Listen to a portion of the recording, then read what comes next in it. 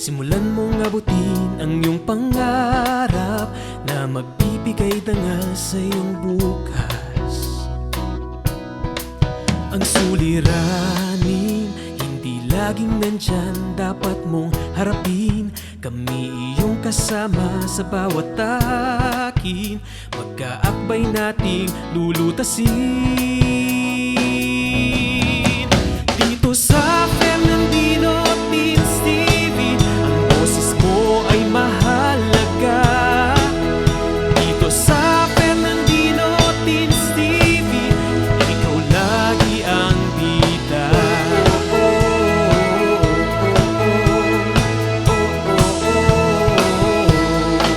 Ang mga aral ay ginintuang atin ng bawat guro na siyang gagabay sa iyong pagkamulat. Naway umukit ito sa iyong isipan, maging mapanuri, sundin ng wasto at nararapat. Kagandahang asal ang ipakita, ipadama ang pusong may malasakit.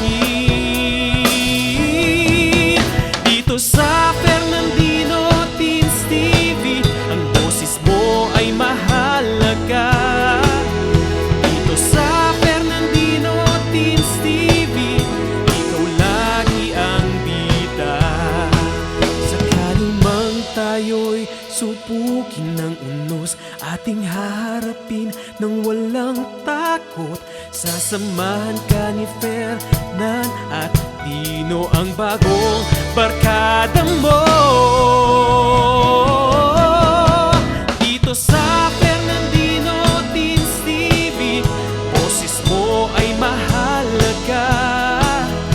Dito sa Fernandino Teens TV, edukasyon mo'y sigurado na. Dito sa Fernandino Teens TV, boses mo ay mahalaga. Dito sa Fernandino Teens TV, edukasyon mo'y sigurado na.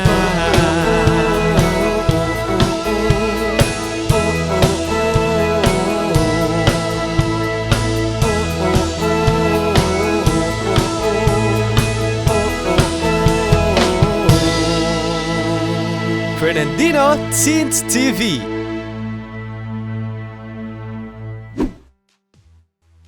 Nan, bakit nakasimangot ka na naman? Oo nga, Nan. Kanina ka pa wala sa mood. Paano itong kuya ko? Parating niya na lang akong inaasar. Hindi na kami magkasundo sa lahat ng bagay. Alam mo, Nan, huwag ka nang sumimangot. Sakto ang episode natin ngayong araw dahil tatalakayin ng ating math teacher kung paano maging maayos ang relasyon ng bawat miyembro ng ating pamilya. Ha? Math ba talaga yung sinasabi mong ipapalabas na episode? Naku, niloloko na naman tayo ni Fer. Pero kung math yan, excited na akong matuto dahil favorite ko yan. Tara! Let's watch and learn.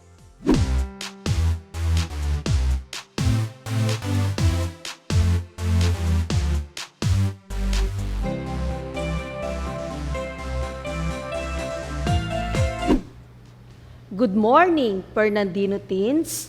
How are you today? I hope you are all good and ready for this new, fun, and exciting learning experience here at Fernandino Teens TV Season 2. I'm Ma'am Liza Rose P. Quinto, your Grade 8 Mathematics teacher for today.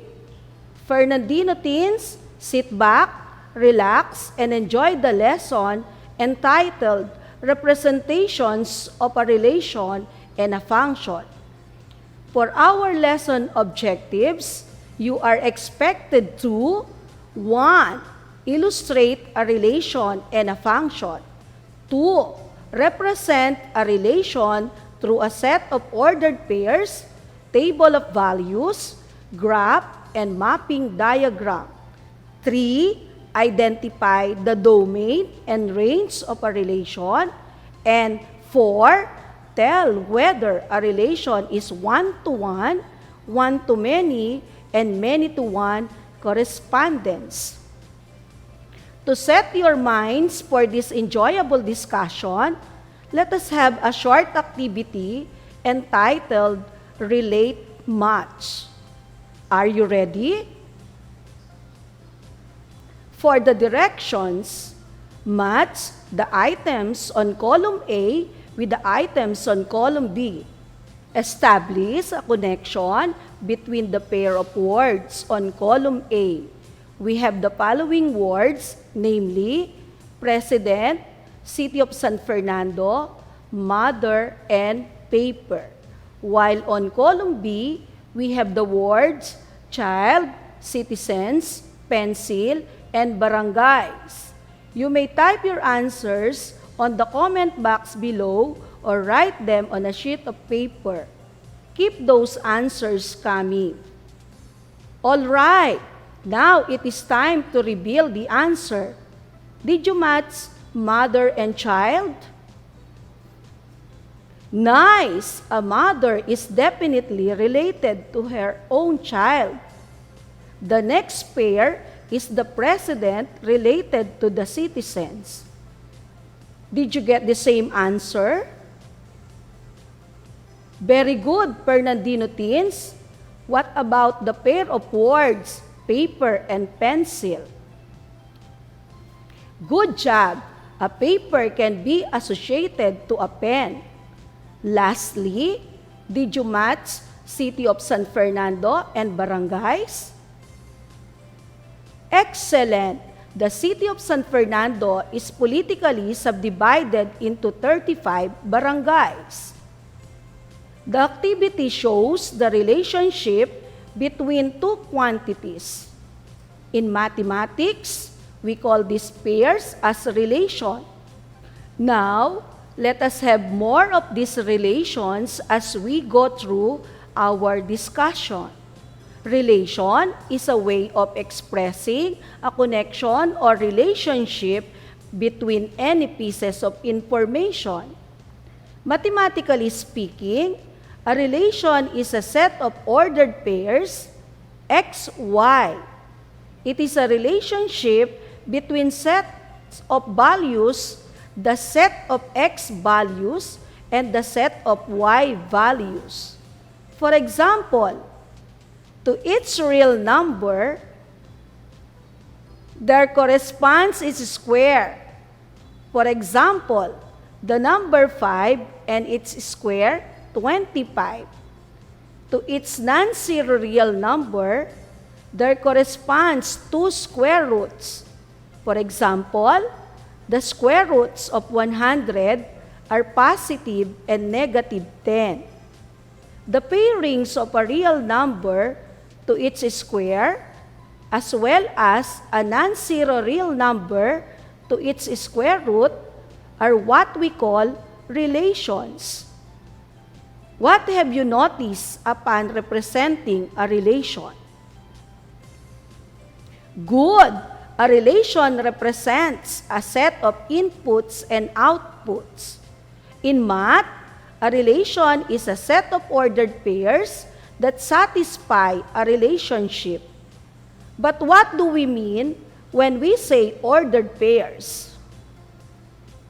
In relations, a real number to its square and non-zero real number to its square root are ordered, which means one comes first and the other comes second. The set of all the first element is called the domain, and the set of all the second element is called the range. In other words, domain is the input values, and the range is the output values. We can also say that the domain is the x value, and the range is the y value. Let me show you some examples. First example, a teacher and his or her student. Examine the given relation. Mr. J.B. Andre, Miss Yasmin China, Miss Christina Bernice. The set of domain is Mr. J.B., Miss Yasmin and Miss Christina, while the set of range is Andre, Gina, and Bernice respectively. Next example, a real number and its exponential form. Observe the given relation. We have 32, 2 raised to 5, 27, 3 cubed, 49, 7 squared, 625, 5 raised to 4.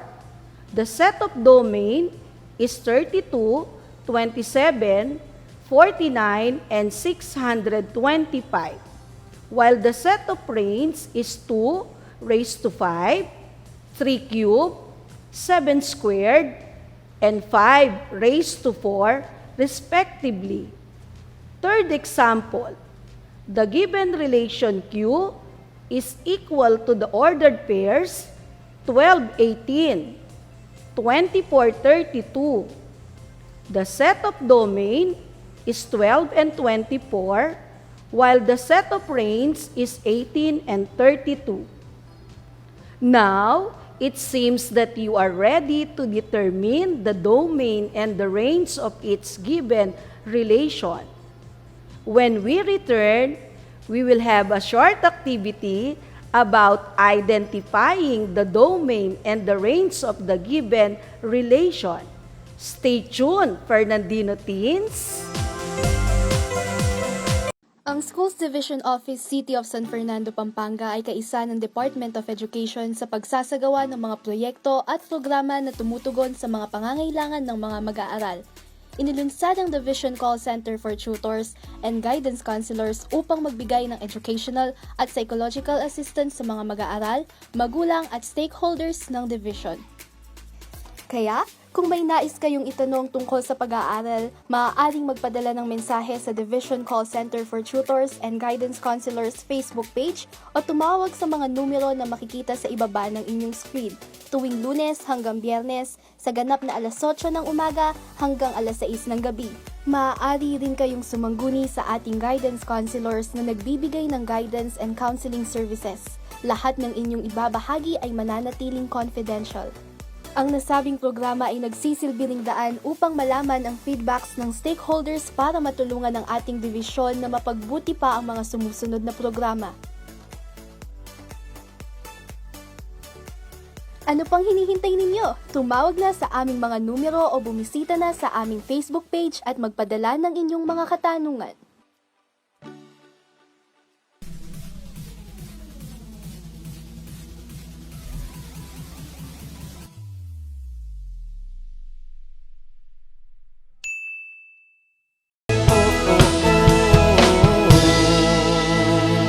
Fernandino Teens TV. We are back here at Fernandino Teens TV Season 2. Are you ready for the short activity? Kindly get your pen and paper so that you can write your answer, or you may type your answers on the comment section below. Listen to the direction. Determine the domain and the range of the following relations. Set A is equal to -2, -4, -1, -2, 0, 0, 1, 2, 2, 4. Very good! The values in the domain are -2, -1, 0, 1, and 2, while the values in the range are -4, -2, 0, 2, and 4, respectively. Set B equals 9, 3, 9, -3, 4, 2, 1, 1, 0, 0. Terrific! The set of domain is 9, 4, 1, and 0, while the set of range is 3, -3, 2, 1, and 0, respectively. Observe the 9 in the set of domain. Notice that we should only list an element on the set of domain or range once. Set C is equal to 2, 4, 3, 4, 2, 9, 3, 9, 4, 9. Good job! The input values are 2, 3, and 4, while the output values are 4 and 9 respectively. Set D equals negative 3, 2 over 5, negative 3, 3 over 5, 3 over 2, negative 5, negative 5, 2 over 5. Amazing! The x values are negative 3, 3 over 2, and negative 5, while the y values are 2 over 5, 3 over 5, and negative 5 respectively. Lastly, set E is equal to negative 2, 5, negative 1, 4, 0, 0, 1, 4, 2, 5. Excellent! The x values are negative 2, negative 1, 0, 1, and 2, while the y values are 5, 4, and 0 respectively. Did you get all the correct answers? I hope you did, Fernandino teens. Always remember that in listing the elements of the set of domain or the set of range, repetition is not allowed. You deserve 4 claps. Together, let us say, I love math. Now, let us illustrate a relation in different ways. The first way is by illustrating a relation as a set notation. Observe the given relations are. Notice that we can name a relation using a capital letter. Then, put the equality symbol followed by the open brace. Using the roster method or listing of elements in a set, list down all the ordered pairs separated by commas.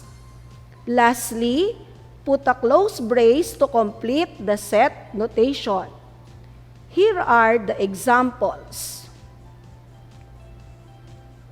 The second way is to illustrate a relation using a table. For the first example, the given relation are equals paper, pencil, hammer, nail, blackboard, chalk.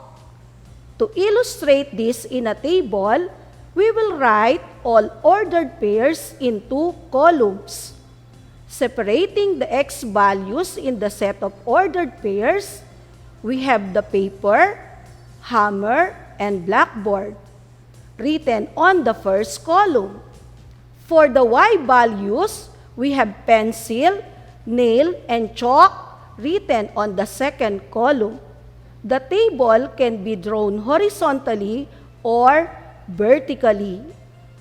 Now, will you illustrate the other 2 examples using a table? You may use a separate sheet of paper in writing your answers. I will give you 10 seconds.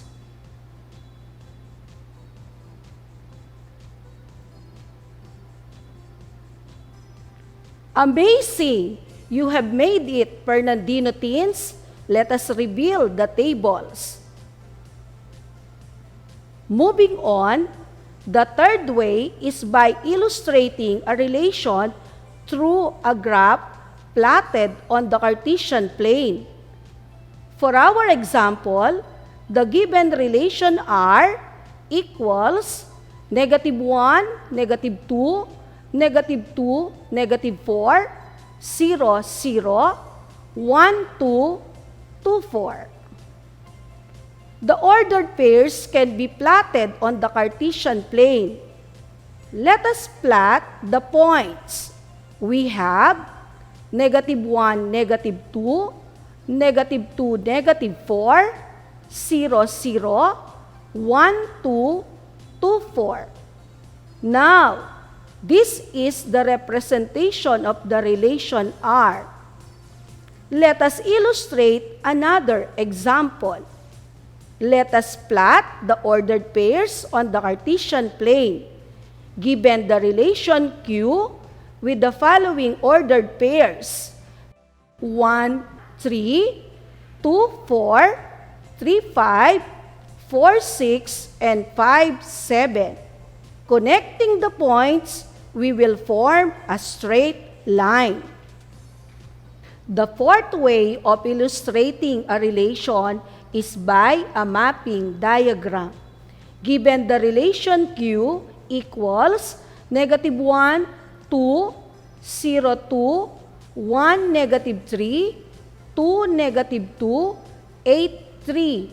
We can arrange the x values in an array inside the ellipse.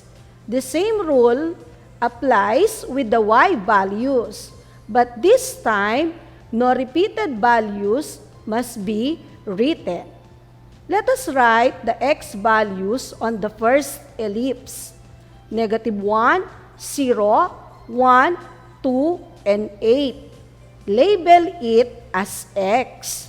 Then, write the y values: 2, negative 3, negative 2, and 3. Observe that the y value 2 appeared twice.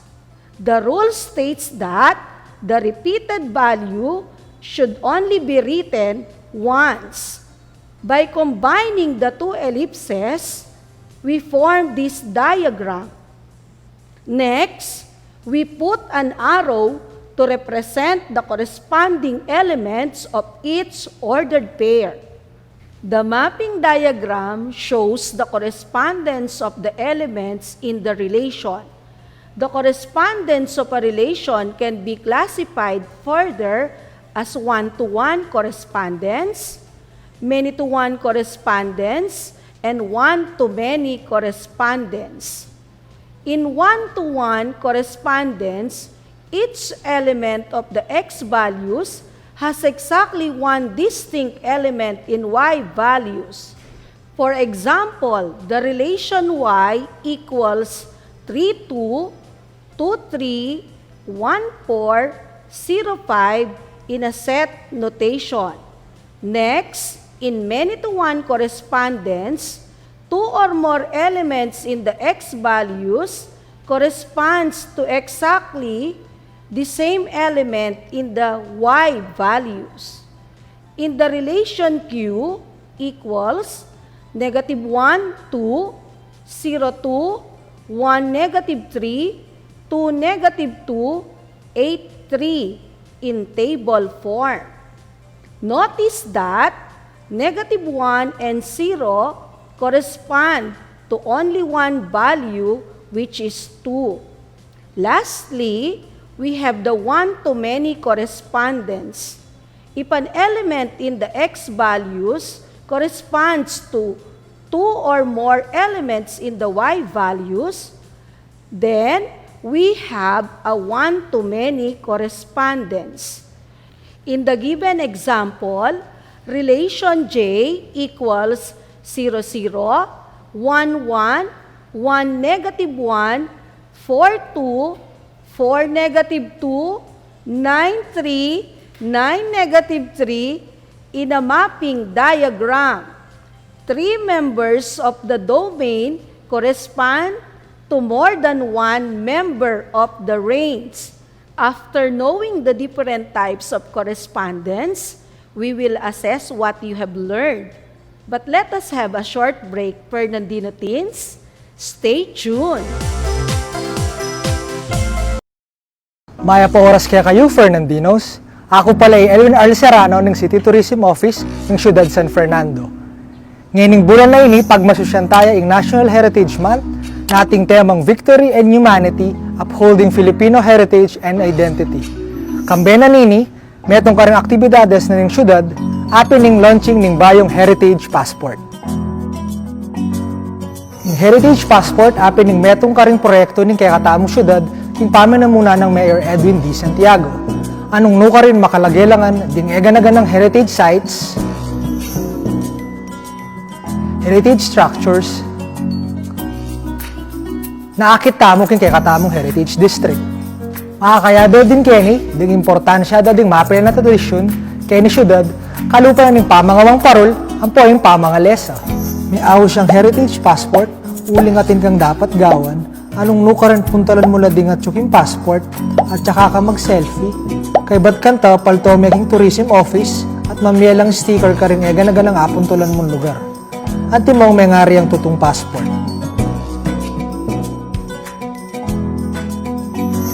Balo mi ngeni, panahon na ini, tamo makain bisa lumal, uli na ng COVID-19 pandemic. Kaya naman kimbanwa nga ini, agkatan ko ding bikers tamo, edad 18 hanggang 50, imbis na lumaot kayo po, di na nyo lang dita ka oras di kaya katamong heritage structures, kaya ni syudad. Anya naman karing mumunang 50 bikers ang makayari kaya katamong heritage passport, midinan lang premium only San Fernando loot bag. Inggawan nyo mo bakan ta makapag-register, punta kayo mismo opisina na ng City Tourism, yung munisipyo, at saka kayo magdalang metong valid ID. Kabinan kaya kayong heritage passport, ating makasipit ang instruction nung nano pa ing dapat gawan. Anya naman ka rin hanggang kapadyakin, nanano ko pa, tara na!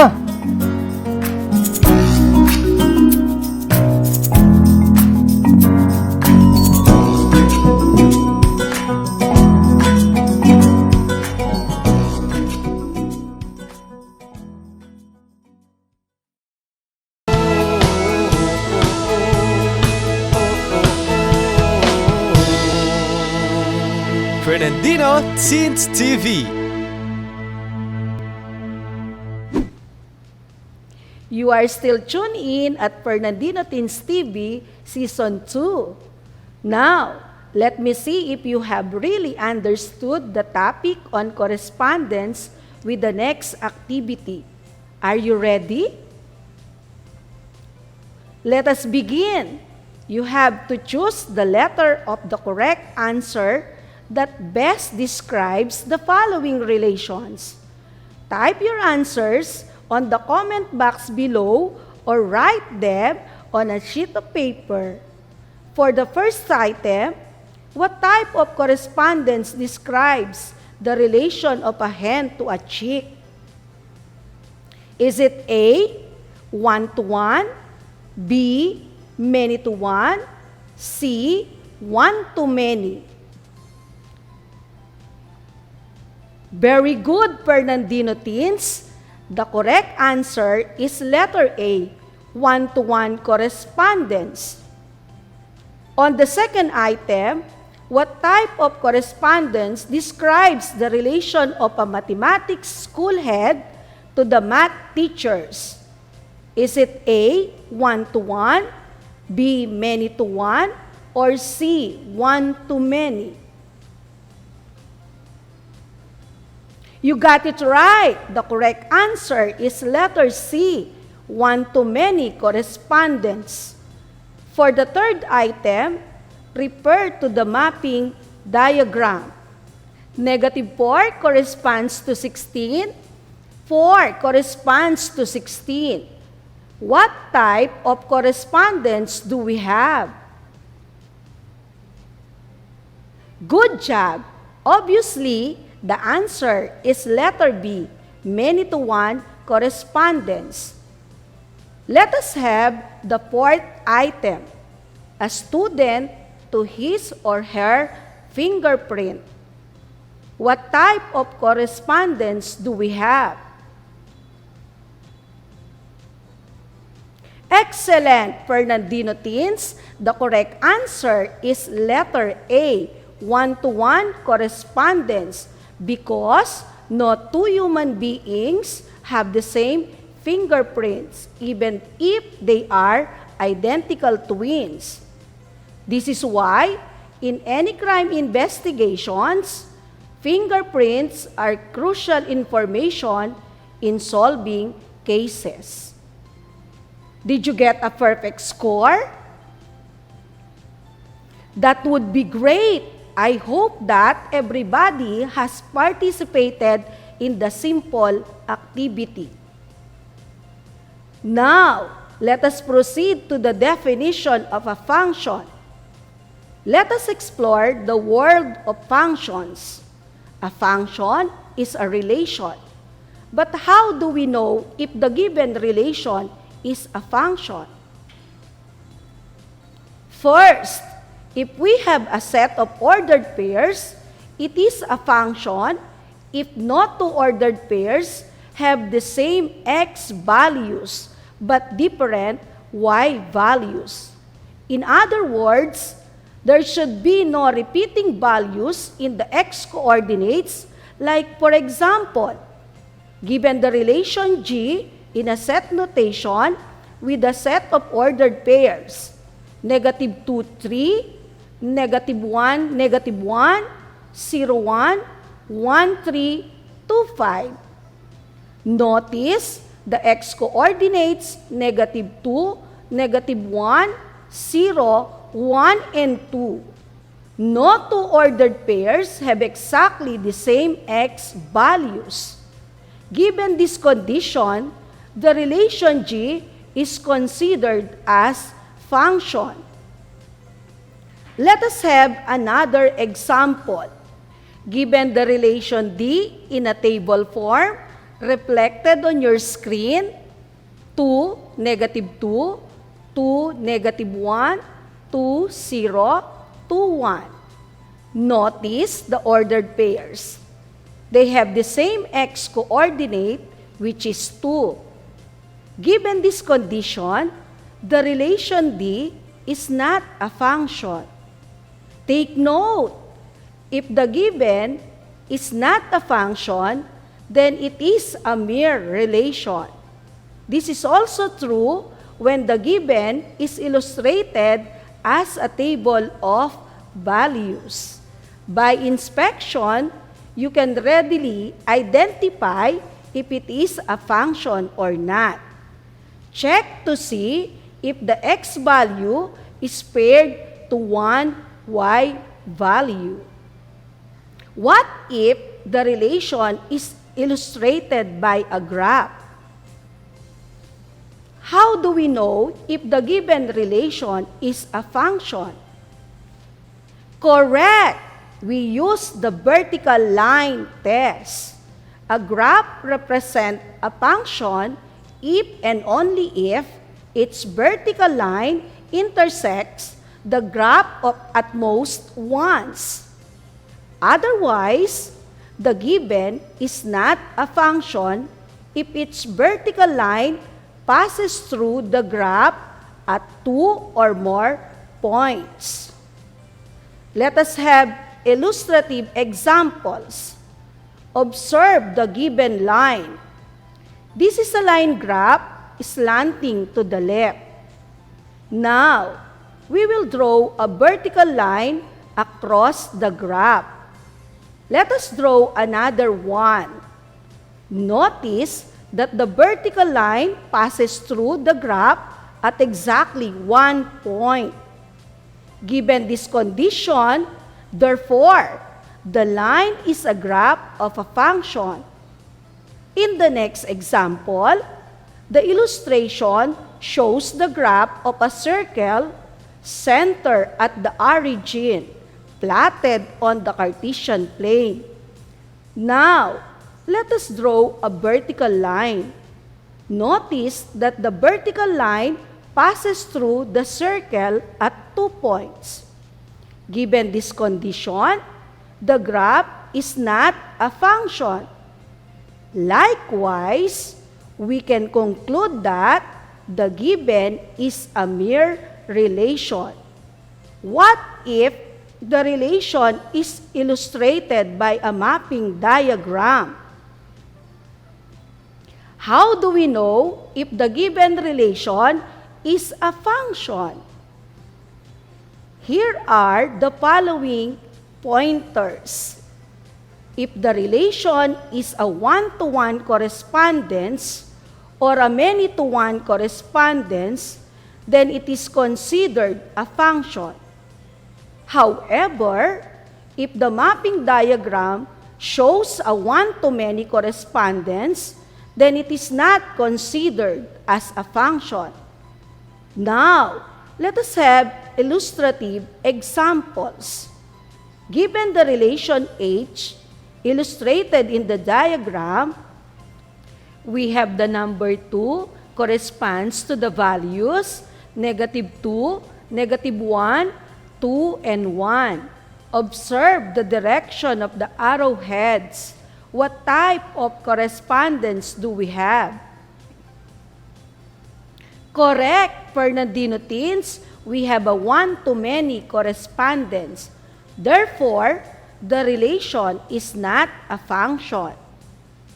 In the next example, we have the relation I with the given diagram.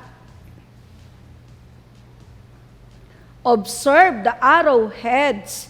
What type of correspondence we have? Good job! The mapping diagram shows a one-to-one correspondence. Therefore, we can conclude that it is a function. Now, let us summarize relations and functions using the Venn diagram. In the diagram, the relation is represented by the bigger circle. A function is a subset of a relation. Going back to our definition, we can say that a function is a relation. Did you understand our discussion? Now, I am pretty sure that you are ready for an activity. We will play a simple game. Write a "wa" if you think the statement is true, and write a "li" if you think the statement is false. You may type your answers on the comment box. Are you ready, Fernandino teens? Let us have the first one.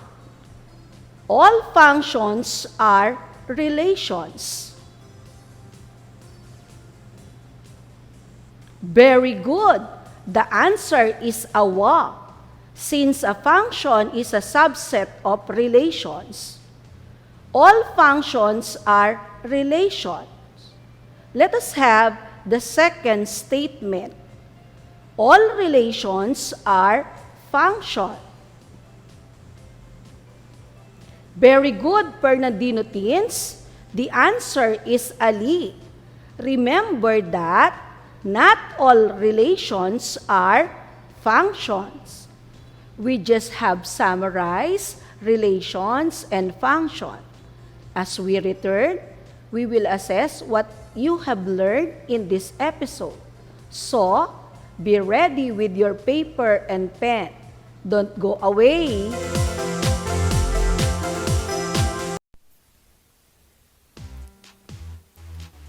Hindi lamang sa larangan ng pangkabuhayan apektado ang maraming pamilyang Pilipino, kundi maging sa larangan ng pagkatuto ng bawat batang Pilipino. Inilunsad ng siyudad ng San Fernando ang programang Nurturing Environment and System for Thriving or NEST, isang education community pantry na naglalayon para sa isang malawakang pagtulong, pagantabay at paggabay na ang focus ay ang makapagbigay ng tulong at suporta sa ating mga mag-aaral sa pamamagitan ng pagbibigay ng educational needs gaya na lamang ng school supplies, tutorial sessions, study tips, at iba pang mga pamamaraan na mas lalong makatutulong sa pag-angat ng ating edukasyon. Dahil hindi hadlang ang pandemya sa magandang kinabukasang naghihintay sa ating mga mag-aaral. Sino-sino nga ba ang mga kalahok sa programang ito? Sa pagtutulungan ng ating school administrators, guro, magulang, at iba pang mga miyembro ng ating komunidad gaya ng barangay officials at sangguniang kabataan ay siguradong magiging mas matagumpay ang programang ito. Paano nga ba ang magiging proseso ng naturang programa? Una, magkakaroon tayo ng isang Facebook group, ang Pampanga High School Nest Education Community Pantry na pangungunahan ng Educational Pantry Coordinator. Ang mga magulang, tagapangalaga at mga guro ay ia-add ng ating Educational Pantry members sa Facebook group na ito. Sa page na ito, maaaring i-post ng mga magulang at tagapangalaga o sino mang miyembro ng Educational Pantry ang kanilang mga kahilingan o requests. Kailangan ding ilagay ang pangalan ng mag-aaral, grade, at section para sa mas agarang aksyon. Oo nga pala, hindi lang requests ang pwedeng i-post. Pwede ring mag-post ang mga nais magbigay ng tulong o mga gustong mag-donate. Sabi nga nila, sharing is caring. Tandaan na ang Facebook group na ito ay pribado at posts na may kaugnayan lamang sa page na ito ang maaaprobahan. Mayroon din palang Google Form na ipamamahagi kung saan maaari nating isumite ang ating requests o kahilingan. Paano naman ang mga walang internet access sa bahay? Huwag mangamba dahil merong mga nakalaang drop boxes ang ating paaralan na kung saan maaaring ihulog ng mga magulang at tagapangalaga ang kanilang requests. Sa mga nais namang mag-donate ng school supplies, maaaring ilagay ang mga ito sa tabi ng drop boxes. Maaari ring mag-donate ng mga kagamitan o cash donation kaakibat ang pagsusumite ng deed of donation form. Pangalawa, mahalaga ang ugnayan ng mga guro at ng mga magulang o tagapangalaga sa programang ito. Gamit ang video calls o chats ay ipahahayag ng mga guro ang adhikain ng programang ito sa mga magulang o tagapangalaga. Maaari ring gawin ang orientation na ito ng face-to-face kasabay ng schedule ng kuhanan ng mga module. Gaya ng nabanggit, hindi lamang mga bagay ang maaaring i-donate. Pwede ring mag-conduct ng tutorial session, study tips, at iba pang mga kagamitan sa pagkatuto gaya ng mga aklat o kaya ay gadgets. Ikatlo, ang requested needs ng ating mga magulang o tagapangalaga ay ililista ng ating Nest focal person. Ang mga coordinator naman ang mag-aayos ng mga ito. Ang advisors ng ating mga mag-aaral, guidance counselor, at iba pang mga guro ay ipaaalam sa ating mga magulang at tagapangalaga ang petsa at oras ng pamimigay ng requested needs na gaganapin sa paaralan. Sabi nga nila, it takes a village to raise a child. Kaya naman aktibo at iba yung pakikilahok ang inaasahan sa pagsasanib puwersa ng paaralan at barangay na siyang tutukoy sa pangangailangan ng bawat Fernandinong mag-aaral at kikilos upang matugunan ito sa tulong at suporta rin ng mga miyembro ng komunidad. Isang malawakang komunidad para sa isang produktibong educational community pantry ay tiyak na lilikha ng iba yung pagkilos upang maging mas magaan at madali ang pagkatuto ng bawat kabataang Fernandino. Kaya naman tandaan, magbigay ayon sa kakayahan, kumuha ayon sa pangangailangan.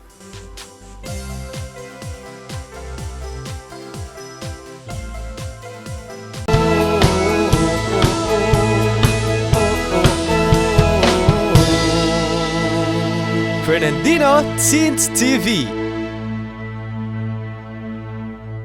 Welcome back to Fernandino Teens TV Season 2.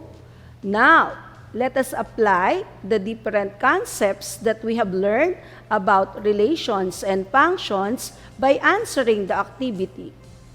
You may type your answers using the comment section below, or you may use a separate paper for your answers. Just type or write the letter of the correct answer. Let us begin. Item number 1. What is the domain of the relation 6, negative 6, 7, negative 7, 3, negative 3, 4, negative 4? The choices are A, 6, 7, 3, 4. Letter B, negative 6, negative 7, negative 3, negative 4. Letter C, 6, negative 6, 7, negative 7. And letter D, 3, negative 3, 4, negative 4. Excellent! The correct answer is letter A. Number 2, what is the range of the relation A, B, A, C, D, E? Choice A, ADC. Choice B, AAD. Choice C, BCE. And choice D, ABC. Good job! The answer is letter C. Next item. Identify if its relation is a function or not. Is it letter A, function, or letter B, not function? Terrific! If your answer is letter A, function, then you are right. Item number 4. Identify if its relation is a function or not. Is it letter A, function, or letter B, not function? You got it right. The answer is B, not function. Now, we are almost halfway. Let us have item number 5. With the given choices below, which could be removed from the relation to change it into a function? 2, 3, 3, 2, 2, 5, 5, 4, 1, 6, 6, negative 1, 25, 31. The choices are letter A, 2, 5, letter B, 25, 31, letter C, 6, negative 1, or letter D, 3, 2. Correct! The answer is letter A, 2, 5. For item number 6, in the graph, y equals absolute value of x plus 1. Which of the following statements is true? Here are the choices. Letter A, the graph represents a function whose range is all real numbers. Letter B, the graph represents a function that assigns to each member of the domain exactly one member in the range. Letter C, the graph does not represent a function.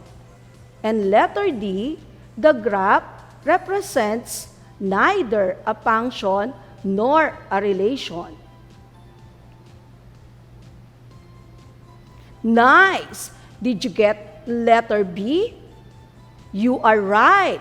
You can use the vertical line test to check your answer. For the next items, identify its statement as letter A, always true, letter B, sometimes true, or letter C, never true. Number 7, a relation is a function. Great! The answer is B, sometimes true. Next item, a function is a relation. Excellent! If you get A, always true, then you are correct. Lastly, If the graph of a relation intersects the x-axis exactly twice, then the relation is not a function. Good job, Fernandino teens. The answer is B, sometimes true. Observe the graphs of a circle and a parabola. Both graphs intersect the x-axis twice. Using the vertical line test, the graph of a circle is not a function, while the graph of a parabola is a function. Did you get all the answers correctly? Perfect! Always remember that our lesson on relations and functions can be integrated in other disciplines as well. To summarize our discussion, relations and functions are used in our day-to-day activities. Understanding these mathematical concepts is essential to recognize different quantities in life that are related in the real world. Many, for instance, your grades are related to the amount of efforts you invest in your studies. Moreover, in your family, blood relations are highly valued by Filipinos. Children are taught to love, respect, and care for their parents, grandparents, and other relatives. In the field of transportation, your jeepney fare is a function of the distance you travel. The amount of your electricity bill is the function of the number of kilowatt hours you consume at home. Can you think of other relations and functions in real life? Great Fernandino teens, did you learn something today? Here are the references used in this presentation.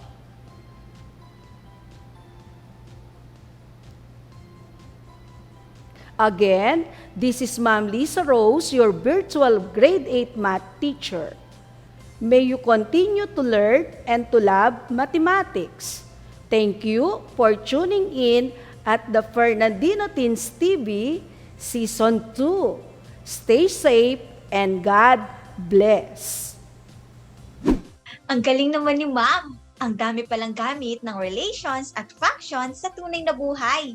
Hindi ko na nga aawayin ang kuya ko. Wow, Nan. Nagbago ka na nga. Hindi ka lang natuto ng math. Pagkus, naging mabuting kapatid ka pa sa iyong kuya.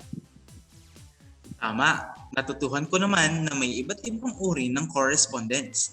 Mayroong one-to-one, one-to-many, at many-to-one.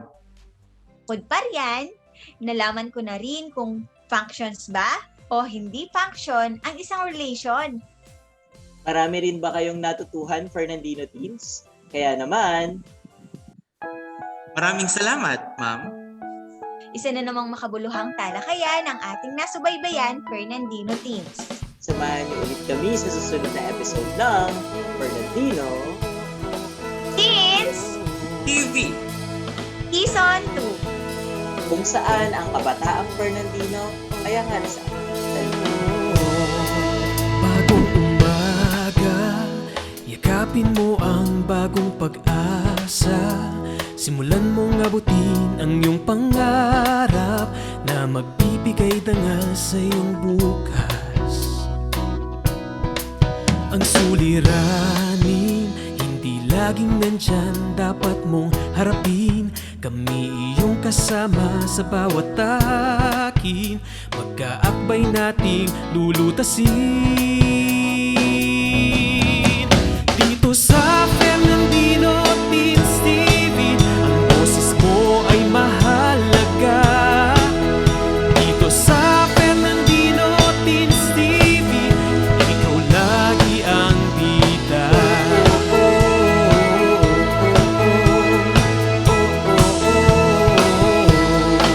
Ang mga aral ay gininto ang atin ng bawat guro.